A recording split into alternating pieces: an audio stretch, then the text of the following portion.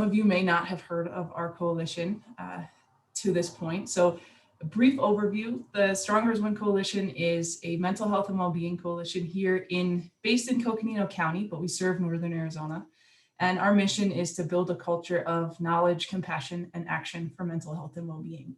So the coalition is a little bit new. We started in 2018, in the fall of 2018, and I started in this role in December of 2019. So we have really been living through this pandemic and the changes and the upheaval and the uncertainty right along with all of you, and trying to adapt and adjust and figure out how we can support folks with the information that we know regarding how our mental health has been impacted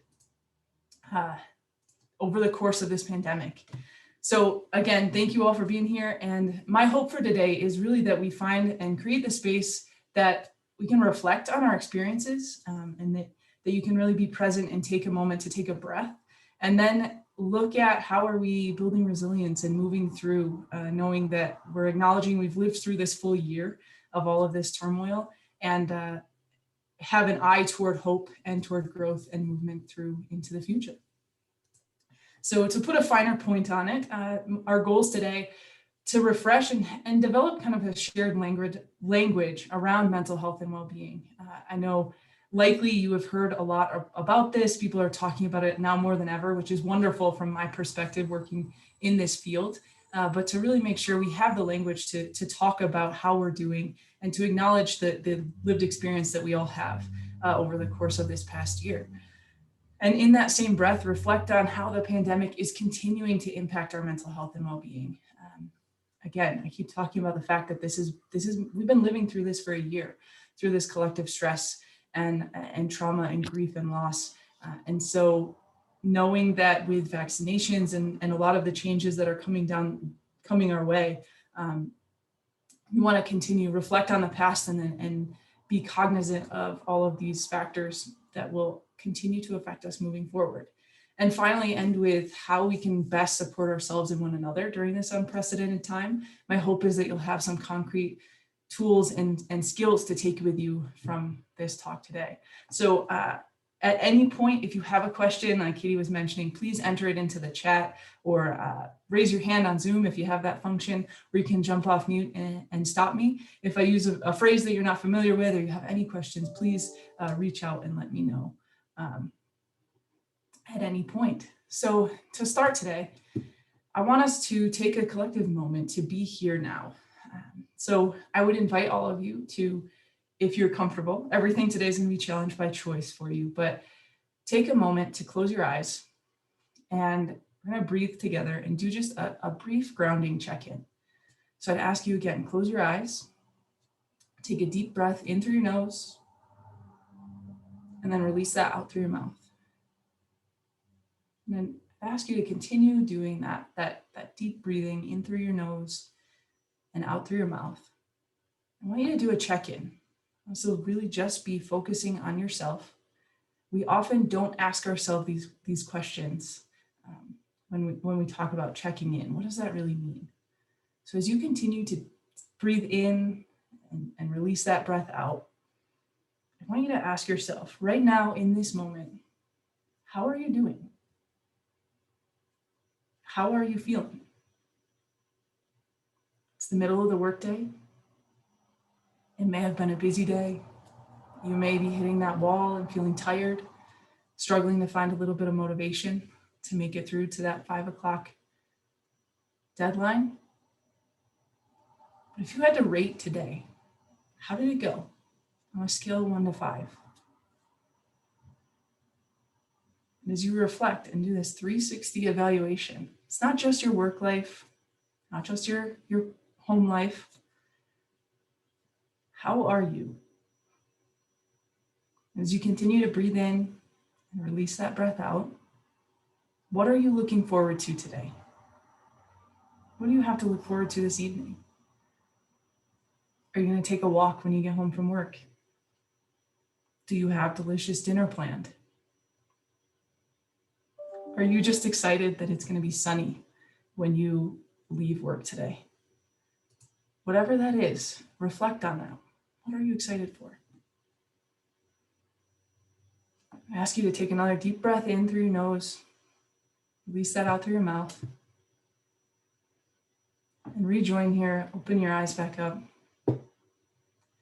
Hopefully you're feeling a little bit more grounded and ready to delve into talking about our mental health and well-being. And that check-in didn't take very long, only a couple minutes. That can be a really powerful exercise for you in between meetings or at the end of your day to create that separation between work and going home. But it can be a really powerful exercise. So I hope that you can use that moving forward as well. So today, for the rest of this hour that we have together, I'd ask that you really try to be here and carve that space out so that you're not bringing the stress from work with you, if at all possible. So for this first section, I want to, again, get to that shared language around what do I mean when we talk about mental health and well-being, because likely you're hearing a lot more about that these days. So when I talk about mental health, ultimately that's a state of well-being. It can be kind of this abstract concept when we break it down, but all of us who have a brain and a consciousness have mental health, and it's really an aspirational state that we're looking at here. It's how well are we doing? How are we, right? Kind of stemming from that check-in, and we have 4 really guideposts for us to check in and see where we fall on this continuum of mental health. So the state of well-being that we're aspiring to is where we can realize our own abilities, we can cope with the normal stresses of life, we can work productively and fruitfully, and we can contribute to our community. So when we do that check-in and reflect on our own mental health, these are some of those guideposts that we can use to gauge how are we and what is impacting us, what's keeping us from realizing our own abilities or working productively. And when we talk about mental health, I always like to start any of my trainings or any of our talks distinguishing between mental health and mental illness. So I just talked about mental health as a state of well-being, and we have those 4 benchmarks or guideposts for us to evaluate our mental health and see how we're doing. But ultimately, our mental health includes our emotional, psychological, and social well-being. It can affect how we think and feel and act, and it can determine how we handle stress and relate to others, make healthy choices. So again, it's really our overall well-being, right? And often folks conflate mental health and mental illness and say one and mean the other, or when we'll talk about mental health, people immediately think about mental illness. And for so long, that's been stigmatized in our culture, that it has this negative connotation. And so really, when we move through the rest of today and we talk about mental health as a state of well-being, mental illnesses are specific conditions that are diagnosable, but they can affect someone's thinking, feeling, mood, or behavior, right? And that can impact your overall mental health. Those conditions, right? Some examples that you may have heard of: depression, anxiety, bipolar, etc. They can be occasional or long-lasting, and they can affect someone's ability to relate to others and function day to day. But recovery from a mental illness or a mental health challenge is not just possible, it is probable. So 1 in 5 adults will experience a mental illness or a mental health challenge over the course of a given year. For so long, again, it's often stigmatized and we don't talk about it, and people are afraid to open up and talk about the challenges that they experience. But it's so important because they impact and can impact our overall well-being and our mental health. So for the remainder of today, we're really going to be focusing on that overall state of well-being and how we're doing and what impacts that. So to continue delving into what we mean when we talk about mental health, ultimately, mental health, it's really helpful to think of it as a continuum. So that state of well-being, it's not static. We're not just passing a test to, oh, check, we're mentally healthy, right? That's going to change and it's going to vary on any given day.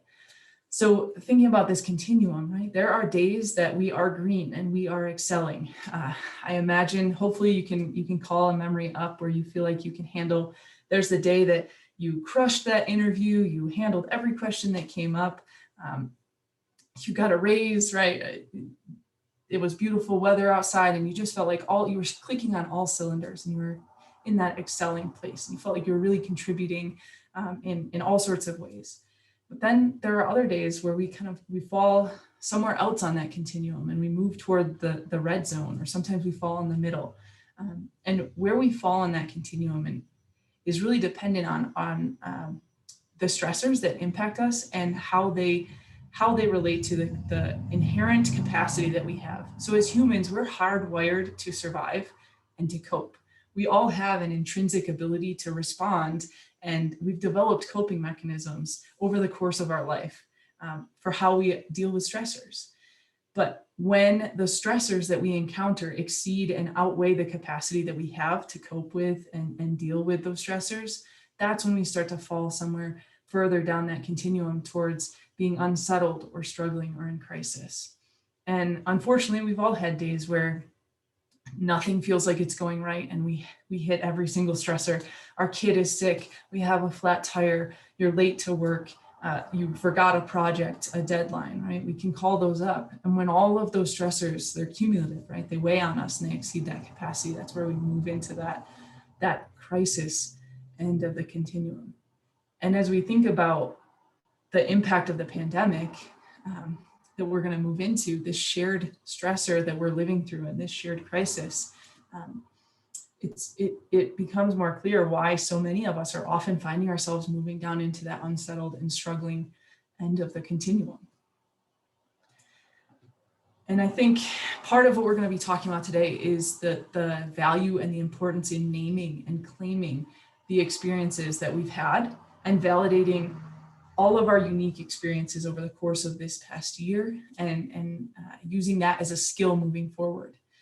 But Dr. Naomi Raymond, she's a psychologist, has this quote it's specifically about vicarious trauma and compassion fatigue, but through this collective trauma we've experienced, I think it's really important to reflect on the fact that the expectation that we can be immersed in suffering and loss daily and not be touched by it is as unrealistic as expecting to be able to walk through water without getting wet. And now when we think about all of the suffering and the loss that we have collectively lived through and your own individual experiences over the course of this pandemic, all of the stressors and the upheaval and the uncertainty, when you think about it and we actually name all of those stressors, which we're going to move into, it seems outrageous to think that we wouldn't be impacted by those. Even if we're lucky enough, right, individually, that we still have our job, or we didn't lose a loved one, or all of these different things that you may have heard of, we've still experienced many of these stressors. And it's so important to name them and to validate that they did happen and they're real and they impact us. So some of the stressors, and I know this is kind of reflecting on a lot of the experiences that likely are resonating with you. One of the things that's particularly relevant right now is the idea of anticipatory anxiety. So humans, we are anticipatory machines. Through the course of human evolution, we evolved and developed this wonderfully complex brain that allows us to anticipate and plan for the future. And that had an evolutionary advantage. It still does, that we're able to learn from and plan for future events. But when we move through a collective stressor and a trauma, often we can over fixate on that anticipation. And there can be anxiety that builds up around future events, particularly future events and the unknown implications of those. So when we think about life right now during the pandemic, while we have vaccinations on the horizon, changes are kind of happening and we're hoping to return to a sense of normalcy, there are still so many uncertainties around finances, our upended routines, job uncertainty, blending our home and work life, and all of these things and the ways that our life may change again. We have adjusted to and adapted to so many changes over the course of this year, but students are returning to school. Workplaces are reopening, mask mandates are lifting. So there's all sorts of anxiety surrounding these different changes. And that's natural, and it's part of really our hardwiring as humans. So it's important to name that and know that we're not alone in experiencing those. Additionally, grief and loss, not just grief and loss for loss of life, which is staggering and really traumatic and difficult, but grief and loss for a way of life that we knew previously, and even that we've adjusted to, and we've developed these coping mechanisms to the stress and to the way of life we've gotten to know during this pandemic. We're facing another change.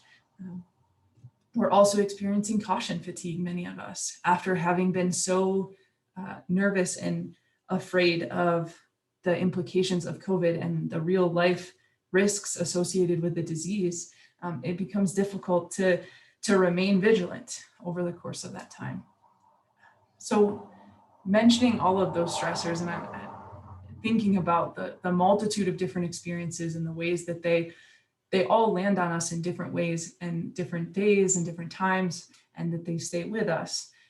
It's natural then to move into understanding, well, that's going to have an impact on our mental health. So data that has been continually gathered over the course of this pandemic has shown that there's been a significant and sustained increase in symptoms of depression, anxiety, and other mental health challenges across all demographics and internationally. In the US, women, minorities, people with pre-existing health conditions, and adults under 34 all reported higher rates of fear and anxiety. And we know that the number of people reporting these symptoms are well above historical norms. So I mentioned 1 in 5 people experience a mental health challenge or a mental health crisis over the course of any given year. But we know from studies out of China during the peak of the outbreak, as well as studies out of the US, that on average, about 4% of folks report having a panic disorder or PTSD. And at the peak levels of the outbreak, we were looking at 50, 60, 70% of people reporting symptoms similar to that. So these are exponential increases in the experience of mental health challenges for folks across the board. It's really ubiquitous. And to make those matters worse, isolation and distancing can make noticing those early signs and symptoms all the more challenging. So I imagine that over the course of this year, you have experienced a lot of those stressors in different ways. And the spectrum of lived experience over this pandemic varies broadly based on all of the different factors in each individual's life. And so as we move through talking about this, it's important to remember that no one's experience is going to be identical.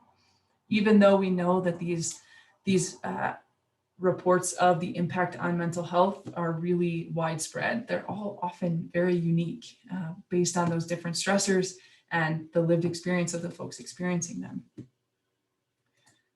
So what now? What do we do with that? What do we make of the knowledge that when we reflect back on this year, that there have been tangible impacts? We have the data to support it and the lived experience to validate that. As we move forward and we think about what can we do for ourselves, how do we take care of ourselves and others throughout this time in our lives, there are really 3 pillars that we're going to talk about for the rest of today to build that sense of safety and security and well-being for us. The first is naming and claiming our experiences. I touched on it a little bit earlier, but in order for us to process anything, we have to first be able to name it, to understand, recognize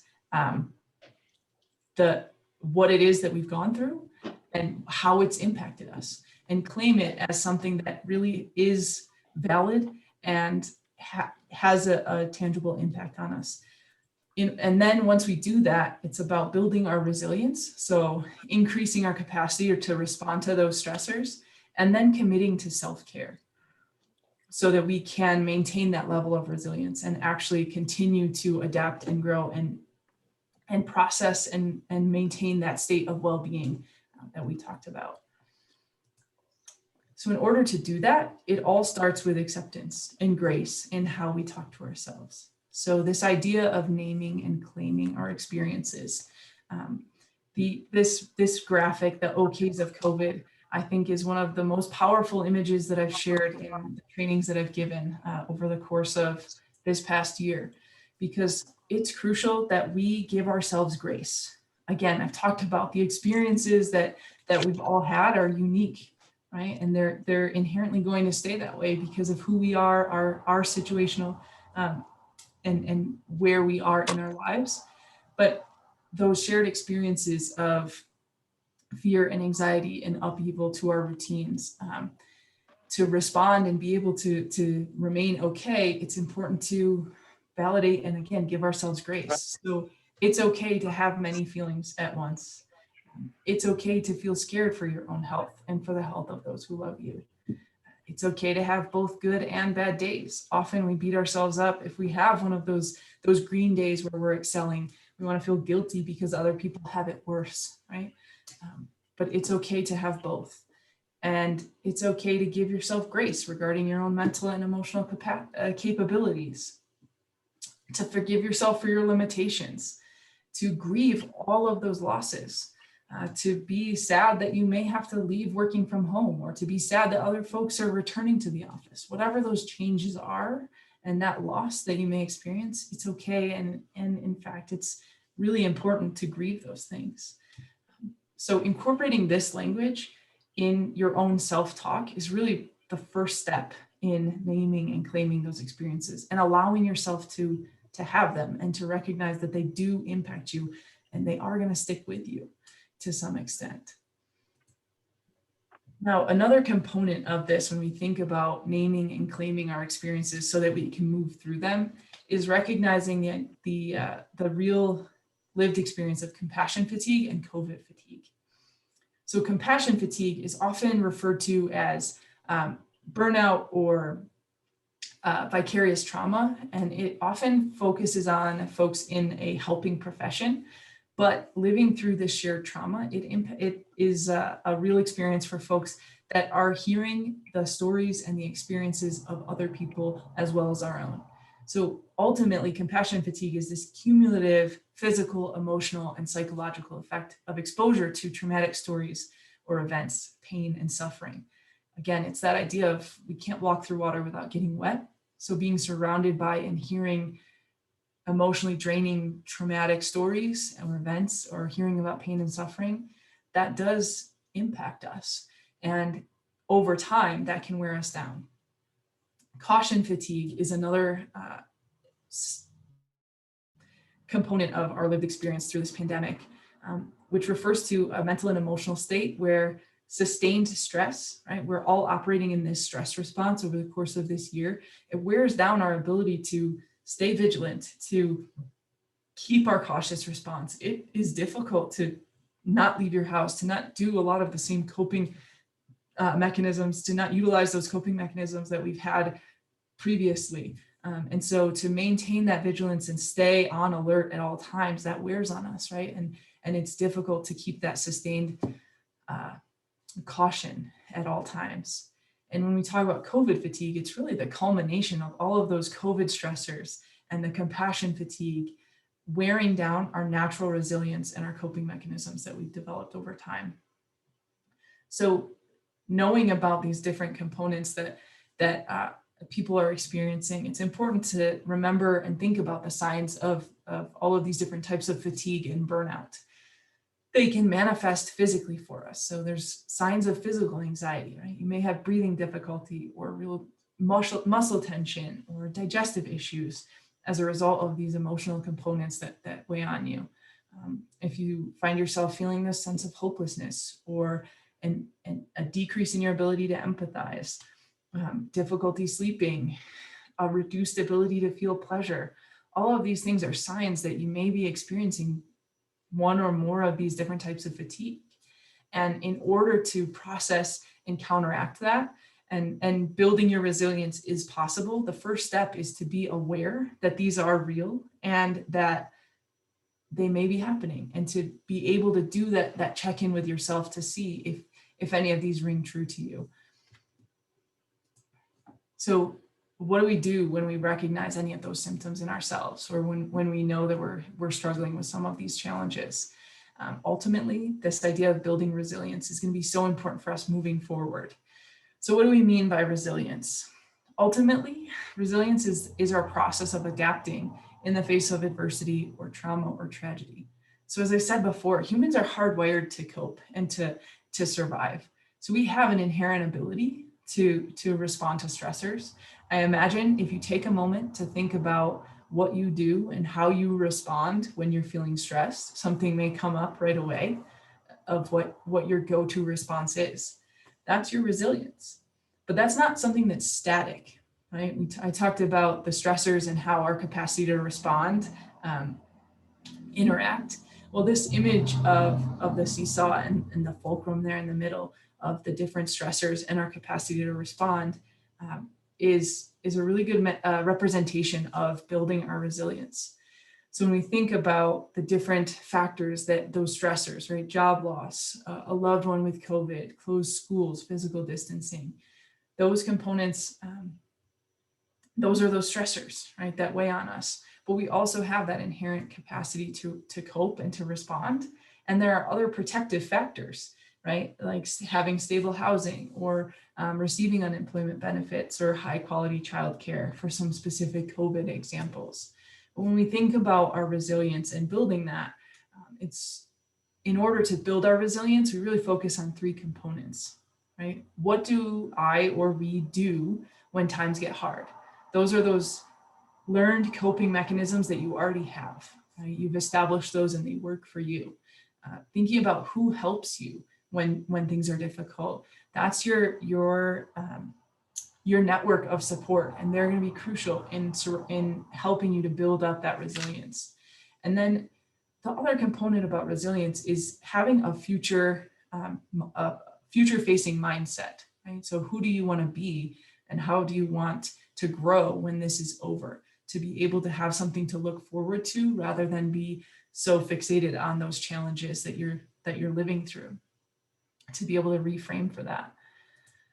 And so when we think about resilience, a powerful image for that is the juniper tree. I imagine that folks living where we do, thinking about a juniper tree that has been bent over by the wind but continues to grow is an important metaphor for this when we think about resilience. Because when we talk about building resilience and taking care of ourselves, it's not about being impenetrable and unaffected by adversity, because again, that's an impossibility.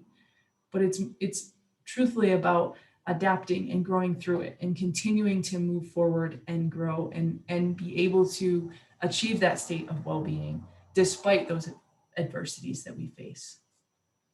So how do we do that? And I want you to, as I'm talking through this, think about some of the skills that you have, the self-care that you engage in, or ways that you reframe or try to build your own resilience. And if you're comfortable, go ahead and share that in the chat. But some concrete tips that we have for building your resilience and incorporating self-care are to incorporate one activity that brings you joy each day, however small. And that's really, really important. Often you'll hear, make time to unwind, and that seems really glib and easy to say, but more difficult to incorporate in your life. But one thing that brings you joy, if you can commit to doing that, that can really help to reframe and to restore some of your sense of normalcy and grounded, making you grounded in that day, in that moment. Incorporating affirmations and gratitude can be a really powerful tool. So when something goes well, even amidst the challenges that you are undoubtedly living through, taking a moment to acknowledge that and to say that to yourself, to affirm what you are grateful for and what's going well. That meeting went really, really well, right? To buoy your spirits in the face of adversity. Taking care of your body often feels like a luxury, and it doesn't have to be planning for a marathon and training for a marathon. It can be finding ways to stretch at your desk or breathe for stress relief. Incorporating a grounding check-in where you take deep breaths and ask yourself a few questions of how your day is going. Another thing that can be really helpful is setting daily intentions. So much around this pandemic and our lived experience is a loss of a sense of control and upending our daily routine. And so setting intentions for the day can help give us a guidepost for where we want to move through the day, and to not get lost in the minutia or the challenges and the stressors that we're living through. Establishing daily rituals and routines are also so important with so much turmoil. And again, that feeling of a loss of control, even if it is having a daily affirmation or reminding yourself one thing you're thankful for in the morning, or incorporating a check-in with yourself before you go to bed at night.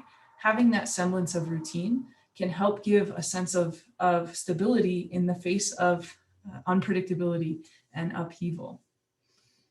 Getting connected, strengthening your support circle, and consciously reaching out to others is so crucial, because we know we don't exist in a vacuum and we're not going to be able to do any of this alone. So whoever you turn to and whatever networks you have, being intentional about reaching out to those folks, even just for connection, right? Not to specifically talk about your mental health and well-being, can be really powerful. Practicing radical acceptance. What do we mean by that? We have talked about, and I've mentioned, a lot of different stressors that are real, valid, lived experience through this pandemic.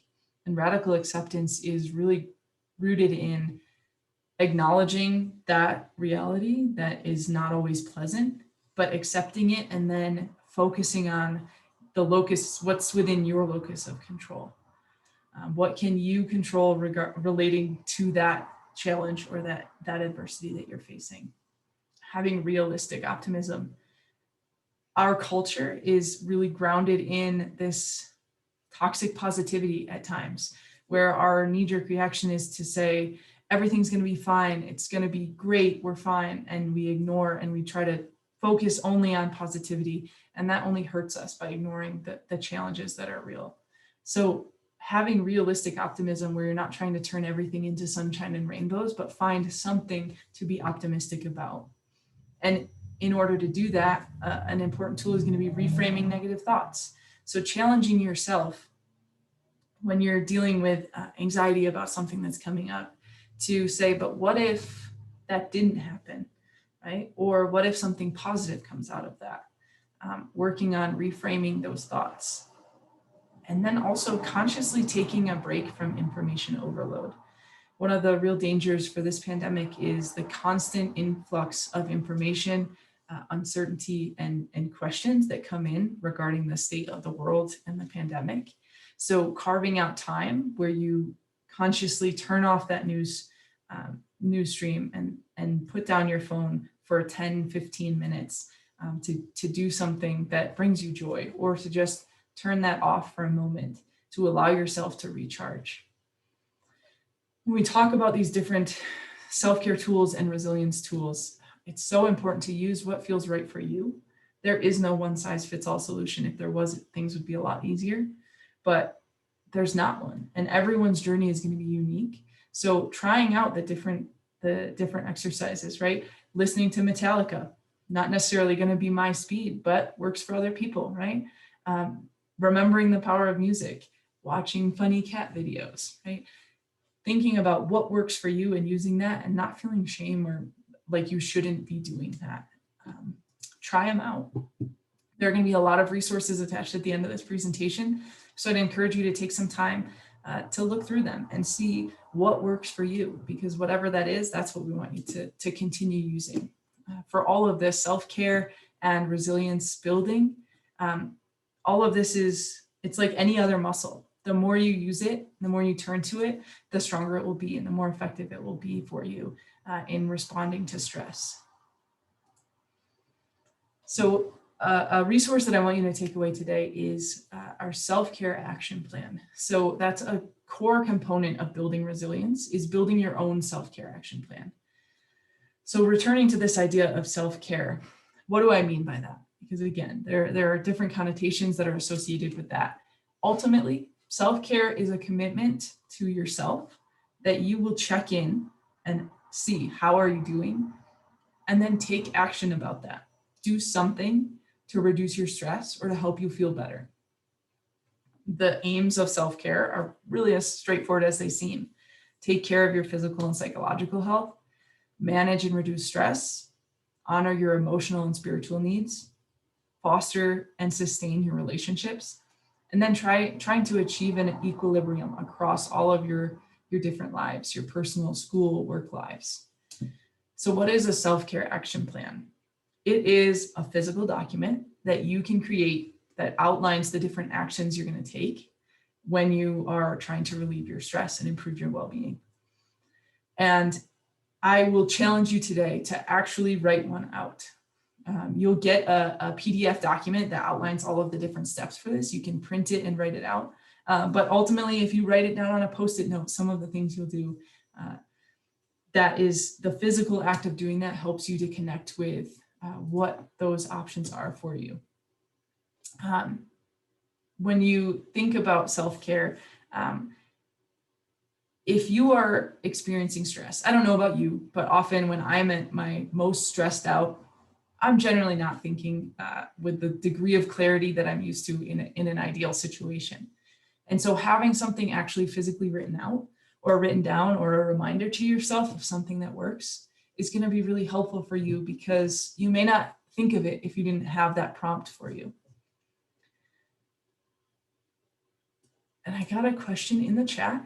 What would you say to someone that has created a self-care plan but consistently doesn't follow it because they ran out of time? That is a fantastic question. So with all of this, when I talk about building a self-care plan, that action plan, it's about what will you actually do?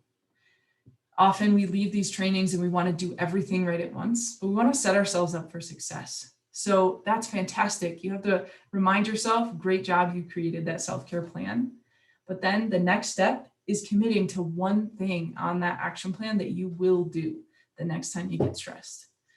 So I would challenge you to focus in on that one area or that one coping skill that you have that you want to turn to. And the other way to build up the likelihood that you'll turn to some of your self-care action plan when you are stressed is to incorporate something from those self-care strategies or those resilience strategies and actually turn it into a habit. Do it for the next 2 weeks. So find time between your meetings to do a deep breathing exercise for 2 minutes, where you're going to breathe in through your nose and out through your mouth and close your eyes. Start with that small thing, whatever that looks like to you. Or tell yourself, I am going to step outside during my lunch break, right? I can step outside for a minute, and committing to doing that over the course of the next 2 weeks is going to help you build that into your routine. And then it's going to increase the likelihood that you'll turn to that self-care action plan. So what does that look like? And how do we actually visualize our self-care action plan? Well, in the mental health and well-being world, we refer to and understand wellness using these 8 dimensions.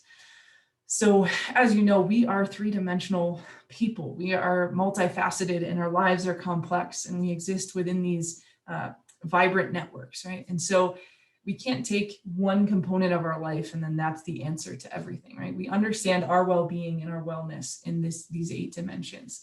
So they include our environment, right? Understanding how your social environment, your natural environment, your built environment, how did those impact you, right?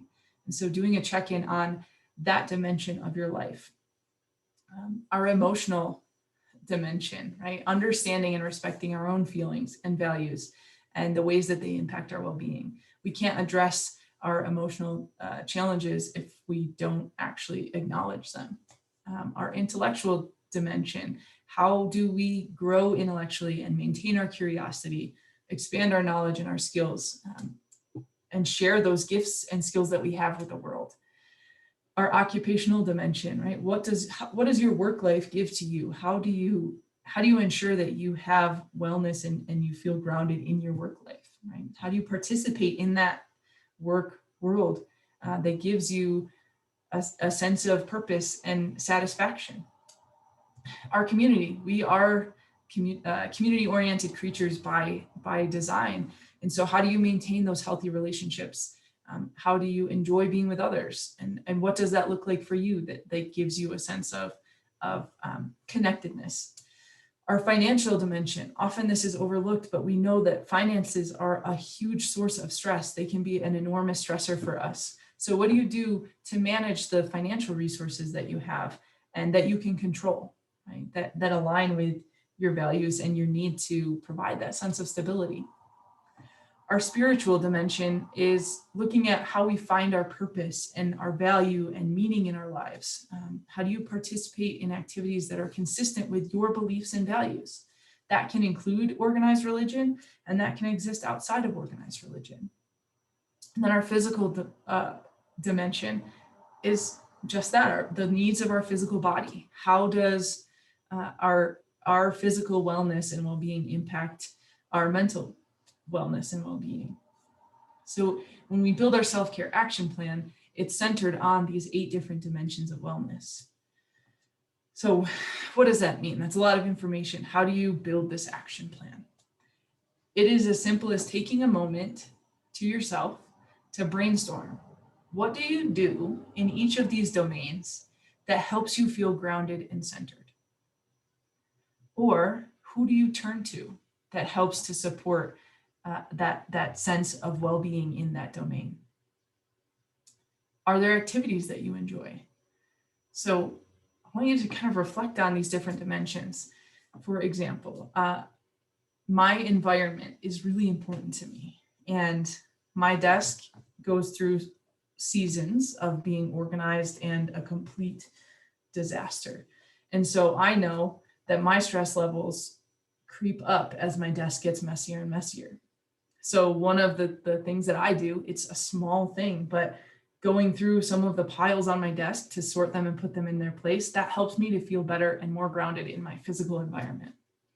Right? And so that's one of the things on my action plan. Clean your desk.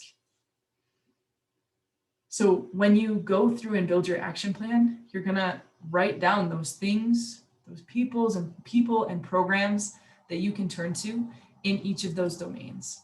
And that's your resource list when you are in that stressed situation that you can turn to. Who do you call that makes you laugh? Is there a friend of yours that you haven't reached out to that could be someone that's a support to you in that emotional domain or in the intellectual domain that you like to talk about political issues or new studies that have come out, right? It's really as broad as it can be so that you can think about all of the different components that impact each of these different dimensions. And what can you do to refill within those 8 dimensions of wellness? So moving forward today, I want you to think about what is one thing you will commit to doing for your own well-being. Kind of touched on that with a question that we got in the chat earlier about it's difficult to implement and do this whole action plan and then tell yourself I'm going to do every single thing anytime I get stressed, right? That's unrealistic. We want to set expectations for ourselves that are true to where we are and the realities of our life at the current moment. So what's one thing that you will commit to doing? It can be as small as stepping outside during lunch or doing a breathing exercise, but whatever feels right to you to help you stay centered and well. And do that for the next 2 weeks over the course of each day. My hope is that when you receive that action plan, you'll start writing down different things in those different dimensions and complete your action plan as one thing you might commit to. So I'm going to pause there and ask if there are any questions. I know we went through a lot, but if you do think of any, please enter them in the chat or jump off of mute. Feel free to ask anything that comes up. And with that, I want to invite you to join me in a brief moment of affirmation. So we're going to move to another slide, and pending where you are, I'd invite you to close your eyes and join me in this moment of reflection.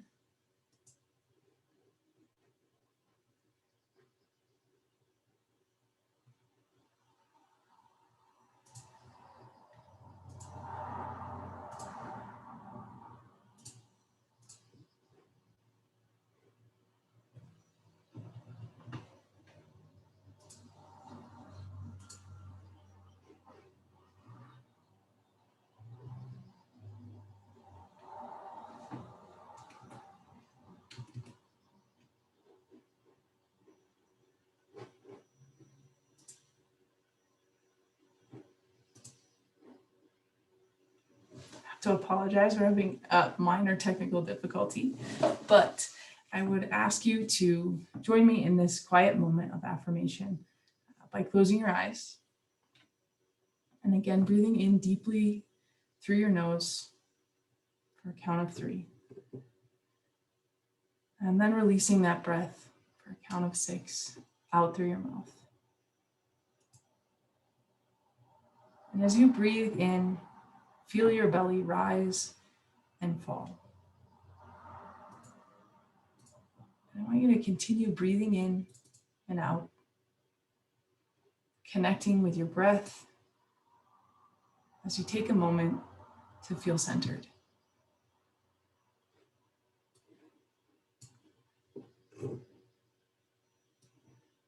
So you take another deep breath in through your nose and release it out through your mouth. I want you to think about the things that you do that fill you up and help you to feel grounded.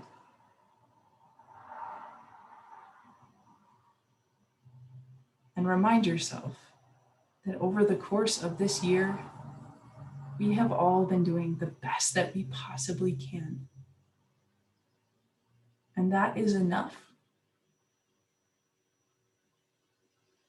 As you breathe in again, I want you to breathe in the positive intention that you will do something to take care of yourself in the coming days and weeks. And that whatever that is for you will be enough. I'm going to take one more deep breath in through your nose and release that out through your mouth. And I'd invite you to join me again as I open this up again for questions. If you have any, or if you have any thoughts or reflections you'd like to share. I want to thank you so much for taking the time out of your day to join me here, for committing to taking care of yourself moving forward. And you will receive a copy of the PowerPoint as well as the self-care action plan for you to fill out. And the additional resources that, again, I'd encourage you to check out, to evaluate, to see if any of them work for you.